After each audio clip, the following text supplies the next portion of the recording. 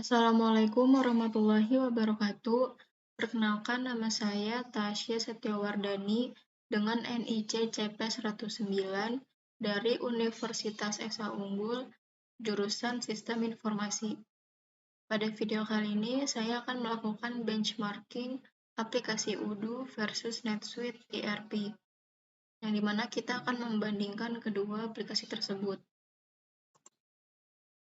Yang pertama, kita membandingkan dari segi cakupan akses user.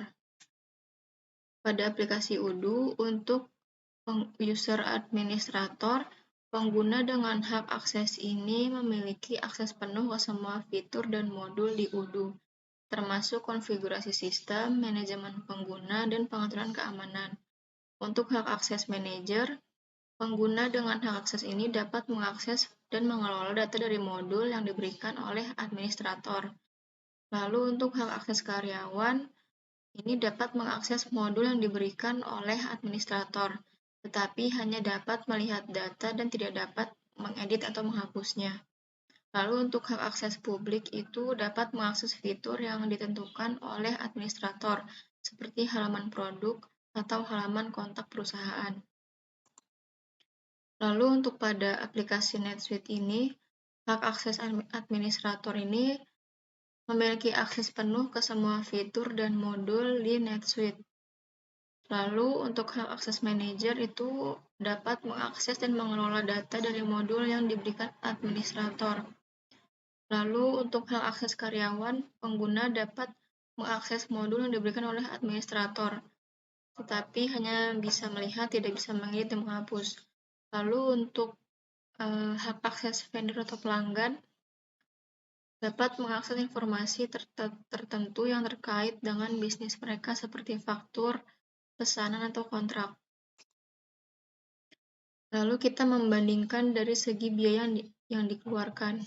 Untuk aplikasi Odoo itu, biaya lisensi. Odoo adalah perangkat lunak sumber terbuka yang dapat digunakan secara gratis. Namun, jika perusahaan membutuhkan fitur dan modul tambahan yang tidak disertakan dalam versi gratis, maka perusahaan harus membeli lisensi Odoo Enterprise. Dan biayanya itu bervariasi tergantung pada jumlah pengguna atau modul yang dibeli. Lalu ada biaya implementasi. Implementasi Odoo di perusahaan memerlukan biaya untuk instalasi, konfigurasi, dan migrasi data. Biayanya juga bervariasi. Lalu untuk biaya hosting, Odoo dapat di-hosting di server perusahaan atau di cloud hosting yang disediakan oleh Odoo atau pihak ketiga. Lalu pada aplikasi NetSuite itu, biaya lisensinya, NetSuite adalah perangkat lunak berbasis cloud yang dijual dengan lisensi langganan atau bulanan atau tahunan. Biaya lisensi dapat bervariasi tergantung pada jumlah pengguna atau modul yang dibeli. Lalu ada biaya implementasi. Implementasi NetSuite di perusahaan memerlukan biaya untuk instalasi, konfigurasi, dan migrasi data. Dan dapat bervariasi juga biayanya tergantung pada kompleksitas bisnis perusahaan dan jumlah modul yang digunakan. Lalu ada biaya dukungan. NetSuite menyediakan dukungan teknis untuk pengguna melalui program NetSuite Premier Support.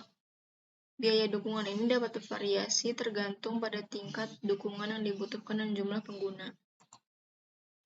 Lalu kita membandingkan dari segi bisnis yang diterapkan. Pada aplikasi Odoo, terdapat bisnis e-commerce. Odoo memiliki modul e-commerce yang memungkinkan perusahaan untuk membuat dan mengelola toko online mereka dengan mudah. Lalu ada bisnis manufaktur. Odoo memiliki modul manufaktur yang dapat membantu perusahaan dalam mengelola rantai pasokan, produksi, persediaan, dan manajemen proyek. Lalu ada bisnis distribusi. Odoo dapat membantu perusahaan dalam mengelola inventaris, pengiriman, penjualan, dan pengelolaan pesanan. Lalu pada aplikasi NetSuite, terdapat bisnis manufaktur, yaitu NetSuite memiliki modul manufaktur yang dapat membantu perusahaan dalam mengelola rantai pasokan, produksi, persediaan, manajemen proyek, dan pengiriman. Lalu ada bisnis distribusi. NetSuite dapat membantu perusahaan dalam mengelola inventaris, pengiriman, penjualan, pengelolaan pesanan, dan manajemen persediaan. Lalu yang terakhir ada bisnis e-commerce. NetSuite memiliki modul e-commerce yang memungkinkan perusahaan untuk mengelola dan mengintegrasikan toko online mereka dengan mudah. Lalu yang terakhir, kita membandingkan dari segi UI UX. Pada UI Odoo, tampilan modern, Odoo memiliki tampilan yang modern dan menarik sehingga mudah digunakan dan diakses oleh pengguna. Lalu ada navigasi yang mudah. Odoo memiliki navigasi yang mudah dan intuitif sehingga pengguna dapat dengan mudah menemukan fitur yang dibutuhkan. Lalu ada fitur pencarian yang canggih. Odoo memiliki fitur pencarian yang canggih yang memungkinkan pengguna untuk menemukan informasi dengan cepat dan mudah. Lalu ada customizable. Odoo memungkinkan pengguna untuk menyesuaikan tampilan dan layout sesuai dengan kebutuhan preferensi mereka. Lalu untuk tampilan UX Odoo itu yang pertama ada kemudahan pengguna. Odoo dirancang untuk mudah digunakan oleh pengguna dengan antarmuka yang sederhana dan intuitif. Lalu ada responsif. Odoo responsif dan dapat diakses dari berbagai perangkat, termasuk desktop, tablet, dan smartphone. Lalu ada fitur personalisasi. Odoo memungkinkan pengguna untuk menyesuaikan tampilan dan fitur sesuai dengan kebutuhan dan preferensi mereka. Lalu ada efisiensi. Odoo membantu meningkatkan efisiensi kerja pengguna dengan menyediakan alat yang memudahkan tugas-tugas sehari-hari dan mengotomatisasi beberapa proses.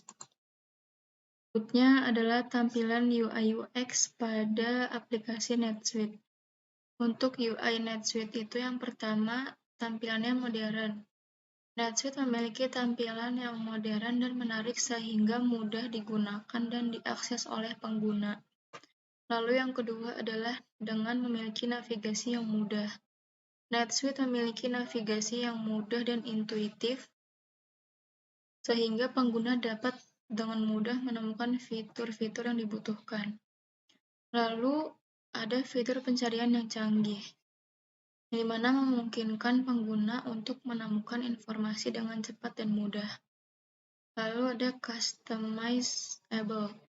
Itu NetSuite memungkinkan pengguna untuk menyesuaikan tampilan dan layout sesuai dengan kebutuhan dan preferensi mereka. Lalu untuk UX NetSuite itu kemudahan pengguna, dirancang untuk mudah digunakan oleh pengguna dengan antarmuka yang sederhana dan intuitif. Lalu ada responsif, di mana dapat diakses dari berbagai perangkat, termasuk desktop, tablet, dan smartphone. Lalu ada personalisasi, yaitu memungkinkan pengguna untuk menyesuaikan tampilan dan fitur sesuai dengan kebutuhan mereka.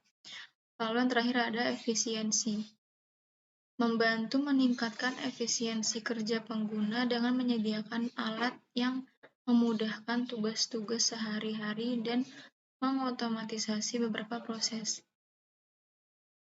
Sekian video penjelasan dari saya, kurang lebihnya mohon maaf. Wassalamualaikum warahmatullahi wabarakatuh.